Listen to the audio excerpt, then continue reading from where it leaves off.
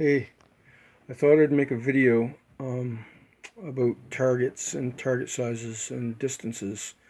I think this is very important for new hunters to learn because hunting with a slingshot is all about shot placement. Slingshots are intended to take an animal's life with blunt force trauma, and really the only way you can successfully ensure that is to get a headshot. A lot of people use body shots, but I tend to stay away from that because sometimes it doesn't work.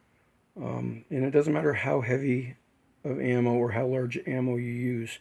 The only real way to ensure a clean, humane kill shot is with a headshot. So that being said, it gets cold here in Canada, so throughout the winter, the only place I can practice is in the basement. So it's important to have the proper size targets that match the distance that you're hunting at. So let's see. Most animals, small game, have a head about the size of a plastic or golf ball. This is a plastic hollow golf ball that you can buy at Walmart. They're really light when you hit them. They do a lot of movement, swaying and bouncing around and everything, so it gives you a chance to shoot on a moving target when it's moving like that. These are 1 5/8 inch in diameter, and it's just the perfect size. However, I only use these as targets from a distance of at least 15 yards, between 12 and 15 yards. The whole idea to using a target is the smaller the better. Aim small, miss small. That gives you tighter groupings, and you get accurate a lot faster when you use a smaller target. So this is probably the largest target I use. Yeah, the largest one I use. Let's see, and I only use this outside, I guess. I should mention that because my basement's only 7 to 8 yards. And anyways, yeah, great for outdoors. The next size one that I use outdoors is a 1-inch target, and I use this one for 15 yards or further. This is just a beer cap. I buy these at the local brewery supply store. You can buy them by the bag. I think there's 150 in this. I paid $3 Canadian. That'd be a lot cheaper in the US. That's probably a 99-cent bag of caps. Of course, you can save the ones off your beer. I don't drink anymore, so I don't have that luxury, but so I buy them. And all you do is just drill a small hole, and you want to sand that out a little bit because the metal tends to cut whatever you're hanging it from. So a lot of times I use braided fishing line. It withstands it a little bit better. But they take a beating. They're really strong. Let's see.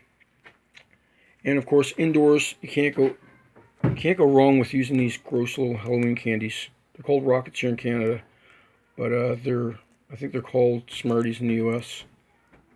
I can't stand them, so I like shooting them. And they explode on impact.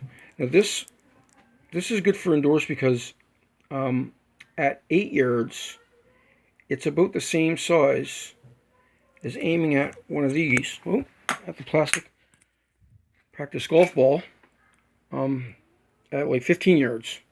So the reason why, the other reason is smaller is always better because you aim small, miss small. But it really does give you the sense that you're shooting from further away. I hang mine like this. This is a lanyard off of a pair of glasses or sunglasses. I just make a loop in it and just put it inside. And from 8 yards, it looks really, really small. And they're fun to shoot because they explode. They cause a lot of mess, but as you can see, that's my favorite type of ammo to use. My catch box or my backstop is just full of this stuff. I gotta clean it out. It is really messy though. It's good to have a vacuum on hand to clean it up. The other really good target is a spinner. I made these out of spoons. Spoon spinner. My wife doesn't like it when I do this. But I just cut the handle of the spoon, and then with pliers, I bend a circle so it fits over this this cordage. And when you hit them, they spin really fast. Yep, self-setting, of course. And like I said before, aim small, miss small. The best target is the tip of a match, trying to light a self-striking match. You can't get any smaller than that. You really have to hit it right on the very end, right there, to get it to spark. And that's small. That's really small. And that's only arm's length away. When you're doing it from 10 yards, you can barely see it. You just graze the tip of it like that and it lights. So remember, aim small, miss small. Shot placement is everything when hunting small game, especially with a slingshot. And the same can be said about air rifles too. You owe it to the animal that you're hunting to end its life really quick.